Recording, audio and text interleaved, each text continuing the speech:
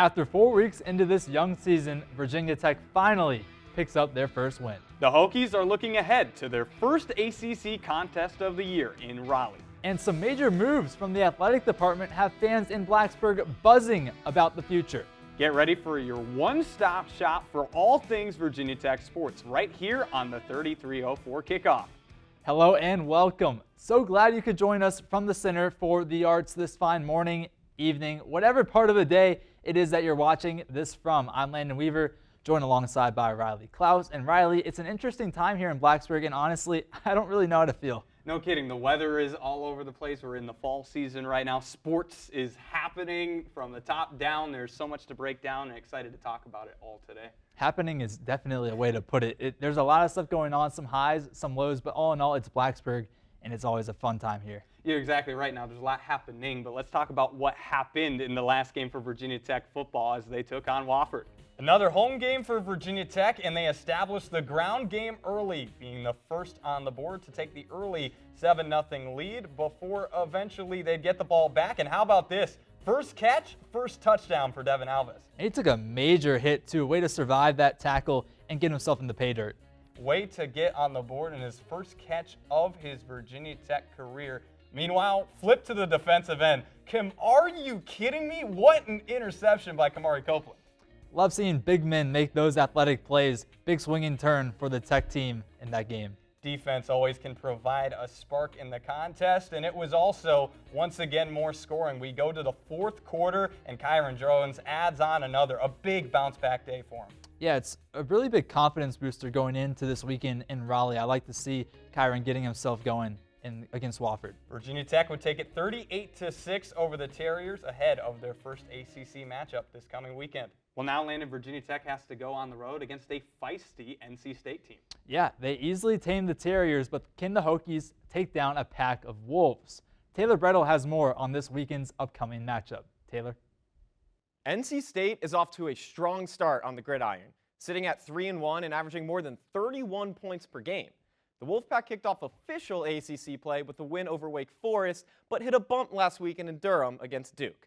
Despite piling up 534 yards of offense, scoring 33 points, earning more first downs, committing fewer penalties, and controlling the clock, NC State still came up short against the Blue Devils, falling 45-33. The reason? Miscues and 4 costly turnovers. But now, looking forward, the Wolfpack will be back home in Raleigh and are already in a deep groove of ACC play. Gearing up for their matchup against Virginia Tech for the first time since 2023, the Wolfpack may have an advantage even before stepping on the field.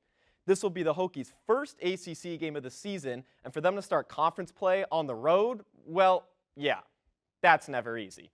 NC State is already 2-0 at home this year and are looking to keep that streak alive against the Hokies.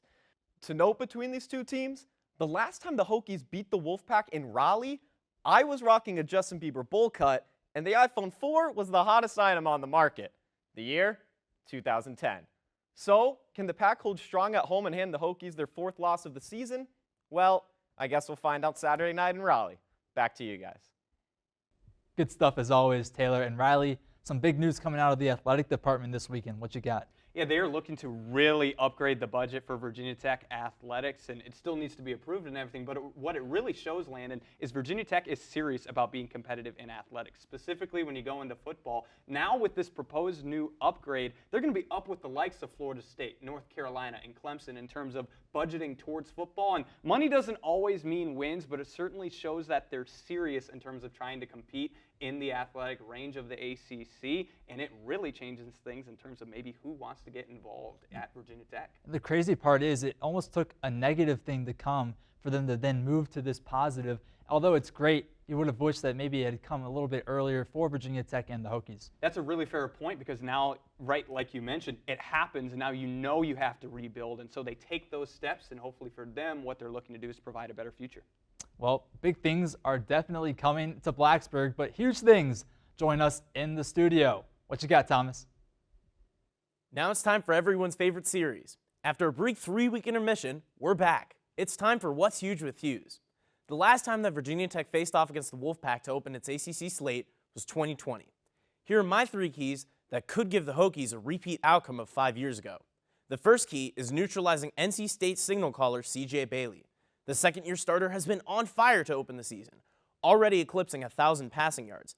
His current QB rating of 79.6 ranks 21st in the nation and 4th in the ACC. For Virginia Tech, the defensive line will need to set the tone early. The Hokies cannot allow Bailey to sit comfortably in the pocket and pick apart their secondary. Collapsing rushing lanes will be vital since Bailey can extend plays with his legs. At the same time, his tendency to hold on to the ball too long plays into Tech's hands. Bailey was sacked 23 times last season, and if the Hokies keep constant pressure, the Wolfpack offense could sputter. Forcing him into rush decisions or baiting him into forcing throws could give Virginia Tech chances to swing momentum throughout turnovers. Key number 2 for the Hokies is to open the run game for quarterback Kyron Drones. Virginia Tech's success hinges on the offensive line creating space for Drones to operate in the run game. Drones has developed into one of the most effective running quarterbacks in the ACC, carrying a 5.5 rating on the QB ratings run metric. That places him 3rd in the league, trailing only Georgia Tech's Haynes King and Virginia's Chandler Morris. Drones' ability to churn out yardage on the ground opens up the entire Hokie offense. This comes even though his passing numbers are pedestrian. He ranks 12th in the ACC in QBR at 52.3. His legs do make him a threat defenses must account for, and if the line can give him gaps to attack, it not only sustains drives, but would also force NC State to bring extra defenders into the box. That in turn makes Drones' passing life easier, allowing his receivers more one-on-one matchups downfield. Key number 3 for the Hokies is to win the battle on special teams. This third key often gets overlooked, but it could decide a tight ACC matchup in special teams execution. Virginia Tech has one of the most dependable kickers in the conference in John Love, who has missed only once this year, and that was a 59-yard attempt before halftime against Wofford. To take full advantage, the Hokies need to sustain drives long enough to cross midfield and give Love opportunities. Even when the offense stalls short of the end zone, turning possessions into 3 points instead of 0 keeps momentum alive and applies steady pressure on the Wolfpack. If Virginia Tech can check off those boxes, history could repeat itself with another ACC opening victory over the Wolfpack. As for Saturday, Tucker Terry and I will be on the ground writing-wise, bringing you a game recap and an athlete feature respectively. Meanwhile, Landon Weaver and Cody Wagner will have you covered on the radio call, which you can tune into live on our Mixler. Speaking of Mr. Weaver, it's now his turn to talk. Landon, back up to you. Big things coming to Blacksburg in a bunch of different ways, Riley, especially the coaching carousel. Who are you looking for Virginia Tech to maybe think about hiring next? Well, I think it's going to be very fascinating to see the approach that they go with, right? Because when you talk about hiring a coach, you could go out now with this proposed budget, get a really big name to spark some buzz in Blacksburg that was a former head coach. Or maybe you go the group of 5 coach that's looking to really take a step up in their career. Or you could go with a power conference coordinator, which is what they did with Brant Pry. I don't know if they want to do that again, but no matter what, I think they're going to be looking with somebody with head coaching experience, but it's going to be fascinating to see how they take the approach. Yeah, I think they're going to want to go maybe somebody that's proven at a higher level because, like you said, they went with the coordinator. They went with the group of 5 coach and Justin Fuente, and although that was okay and Brent Pry didn't go as well as Fuente did, now maybe you're looking for something that has a little bit higher repertoire, a little bit of a higher resume to go with next. Yeah, we don't know exactly what's going to happen next, and there's plenty of time to find that out, who is going to be the next leader of Virginia Tech football. But there's a few names at the top of the pack for Robbie Ackerley, who has his favorites to be the next Virginia Tech head coach. From 1987 all the way to 2015, Frank Beamer was the heartbeat of Virginia Tech football. That's 28 years of consistency. But in the last decade, the Hokies have now fired back-to-back head coaches. With Philip Montgomery stepping in as interim, there's one question echoing throughout Blacksburg. Who's wearing the headset full-time next season? Well, at ease, Hokie Nation, because I've got 5 guys, no, not the burgers, 5 potential suitors for the gig. Before we dive into this, let's get one thing out of the way. As cool as it would be to see Shane Beamer, he's comfortable over in Columbia. He's not coming to Blacksburg. Now, let's get rolling with number 5. We kick off with a long shot, Michael Vick. Vick's only got 4 games under his head coaching belt. But let's be honest here, he couldn't walk through Christiansburg without being asked for a photo. Now leading Norfolk State, the legendary Hokies QB name has been floated for the job. He'd be a recruiting magnet with experience at the highest levels of both college and pro ball. Sure, he's unproven, but who wouldn't love to see Tech take a flyer on one of their own? Now, number 4 is another long shot, but hear me out here. It's John Gruden. If Tech could pick from the pool of currently unemployed coaches, why not take the guy who just freaking loves football? Gruden's doing his thing with Barstool, and yeah, he's probably eyeing a bigger gig, but with Bruce Arians now helping Tech search, that selfie they took together recently, it's pretty interesting. The Hokies get a shot at a Super Bowl champion. I say they throw the kitchen sink. Now for number 3. Let's ditch the unemployed. How about someone who's currently coaching, but in my opinion, won't be for long? Florida fans have been calling for Billy Napier's head since day 1. Now in year 4, he's off to a 1-3 start, and his seat is scorching. Let's not forget, Napier went 40-12 as the head coach of Louisiana. If he's going to get cut loose in Gainesville, Tech should absolutely take a look. 3 down, 2 to go. For number 2, let's take a road trip 90 miles east. Liberty head coach Jamie Chadwell's resume speaks for itself. The mastermind behind the top 15 Coastal Carolina team, 120 career wins, and a 13-win season at Liberty in 2023. He's been head coach since 2009. He knows how to build winners, and if Tech wants winning experience, Chadwell's your guy. Now for number 1, a perfect balance between a great fit and realism. It's current Memphis head coach Ryan Silverfield. Now hold your treadmill horses, Hokie fans. I know hiring a former Memphis head coach sounds familiar, but believe me when I tell you, Silverfield is not Justin Fuente. In his 6th year as the full-time head coach, Silverfield has built something real. His first 3 seasons, they were modest. 8-3, 6-6, 7-6. But they did something important, laid the foundation. Memphis has since gone 10-3 and 11-2. And this season, they're off to a 4-0 start.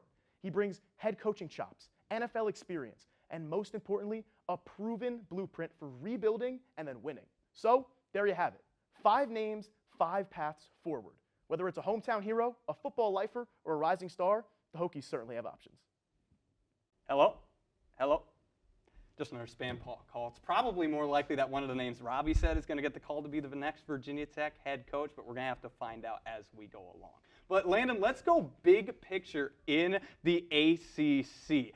By all accounts is the name of this segment, focused on the ACC in accounts. We're going to talk, who do you think wins the ACC? Who's a dark horse team to win it, and who's the top player in the ACC right now? So, Landon, who do you think wins it when it's all said and done? Right now, I think Miami is the front runner. Last time we spoke on this desk, we were talking about a bunch of different teams, including Clemson. Get them out of here, right? Okay. They're 1-3 already, and there's no way that they're going to resurrect their season, in my opinion. I think Carson Beck has Miami in a great spot. They're playing well. They're playing like a controlled team, and it's kind of like a seamless transition from Cam Ward to Carson Beck.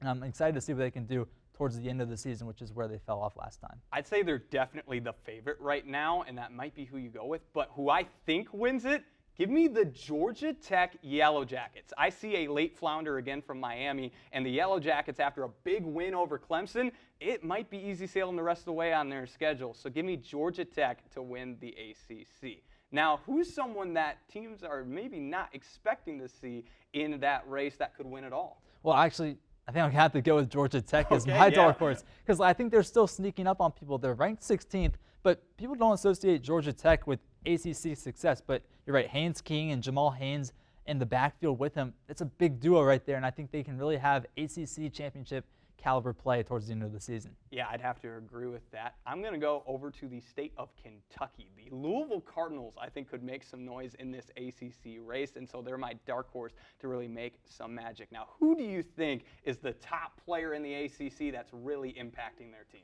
I'm going to have to go with Carson Beck. Miami's 4-0 right now. They're ranked number 2 in the country, and he's got them in a great spot down in Coral Gables. So Carson Beck is my pick.